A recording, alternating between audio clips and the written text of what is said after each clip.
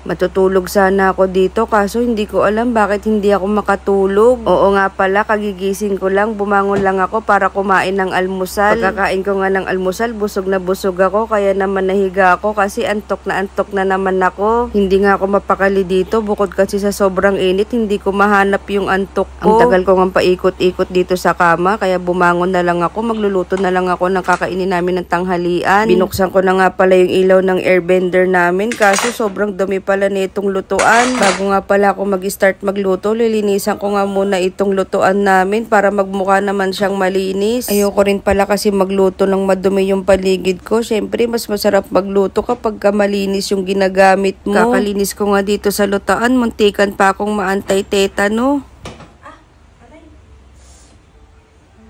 Tumama pa ngayong kaliwang pata ko dun sa may igniter ng burner. Buti na lang wala namang serious injury kaya tuloy lang ang paglilinis. Kinakalawang na kasi tong mga burner ng gas stove. Buti na lang balat kalabaw tong mga pata ko kaya hindi nakapasok yung mga tetanus. Mahirap pa namang masugat sa mga kinakalawang na bagay. Kailangan mo pang pumila sa ospital para magpa-infection ng tetanus. Nakakatamad pa namang makipila sa ospital ngayon sa dami ng kasabayan mong pasyente. Sobrang init pa naman ng panahon ngayon. Mamili ka na lang kung anong papatay sa'yo, kung yung tetanus ba o yung init ng panahon. Yung nagpunta ka nga ng hospital para magpagamot kaso na-stroke ka naman sa sobrang init. Kaya mahirap talagang magkasakit ngayon lalo na kung wala kang pambayad. Tsatsagain mo talagang pumila sa mga public hospitals. Naalala ko talaga may nadaanan kaming public hospital. Madaling araw pa lang nakapila na yung mga magpapagamot. Yung mahirap ka na nga lalo ka pang nahihirapan. Pero dahil Pinoy tayo, matyaga tayo sa pilahan. Dahil dyan magluluto na lang ako ng kalde menutada. Kaldereta na lasang menudo na itsurang chicken afritada. Nag-crave nga pala kasi kami ng beef kaldereta kaso wala kami pambili ng beef kaya chicken na lang muna. Habang hina-half fry ko ngayong mga manok, inumpisahan ko munang balatan itong mga karot sa patatas. Ginamitan ko nga pala ng kutsilyo kaso sumasama yung laman sa may balat kaya gumamit na lang ako ng filler. Unti-unti na nga rin pala ako nasasanay gumamit ng filler. Sobrang tuwa ko nga sa paggamit ng filler. Gusto ko lang balatan tong mga bell pepper. Kaso sinita ako ni Ninang Thea. Sabi niya hindi daw binabalatan ang mga bell pepper. Kaya hiniwa ko na lang sila kasama itong carrots na parang nalusaw na dahil sa sobrang init. Sinunod ko na rin hiwain yung mga patatas, bawang, saka sibuyas. Inahon ko na rin pala sa mantika itong mga nokma. Pagka nagluluto nga pala kami ng manok, lalo na kapag may sarsa o sabaw, pinipirito ko muna para matanggal yung lansa. Pero feeling ko lang naman yun. Dito sa part na to, na-realize ko may mali pala sa pagluluto ko. Sa tinagal-tagal ko ng pagluluto, nawala sa isip ko, dapat pala unang piniprito tong mga carrots, patatas, saka bell pepper bago yung manok. Baka kulang lang talaga ako sa tulog, kaya utak yung sabaw ko. Next time, Dada, sinabawang utak naman ang itry mo.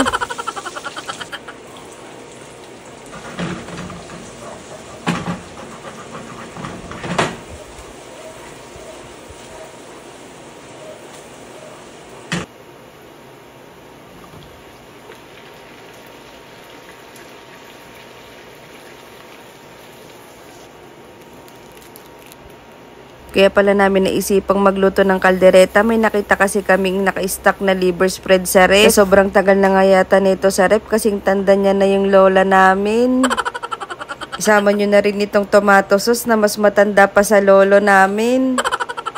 Kaysa nga masira tong mga tira-tirang compliments, niluto na lang namin. Papakuluan ko nga muna to hanggang sa kumonte yung sabaw niya, saka ko ilalagay yung mga karot saka patatas. Pagka medyo naging sarsa na nga yung sabaw niya, sunod ko namang ilalagay yung mga capsicum. Siyempre kapag kakaldereta, meron ding melted cheese. Itong melted cheese nga pala, inabot na ng pagiging senior citizen niya sa loob ng rep namin. Nilagyan ko nga rin pala ng konting sili para medyo spicy, tapos tinakpan ko. Habang hinihintay ko nga maluto yung kalde menutada, nagumpisa muna akong maghugas ng mga pinaggamitan ko. Mas mainam kasi to para mabawasan na yung hugasin mamaya pagkatapos namin kumain. Kawawa naman kasi yung maghuhugas mamaya ng pinagkainan, tambak yung mga hugasin. Hindi pa nga ako nagtatagal maghugas, sumakit agad yung likod ko, kaya naman tinulungan na ako ni Ninang Thea. Sabi niya, bakit daw kasi naghugas pa ako, masyado akong bida-bida. Baka daw kasi mabinat pa ako sa pinagagagawa ko. Tara, tikman na natin yung luto ko. Tikim lang. Tikim nga. Siyempre, paano matitikman kung kakapiranggot lang? Dapat isang buo. Isang tipak na yan ah. Yan na. Yan.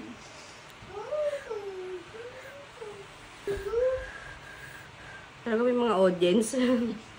Parang kumain daga. Init. Kap. Yummy wow, chicken! Chicken. Chicken joy! Yeah. Sungit. Ay! Hey. Nilayasan ka da.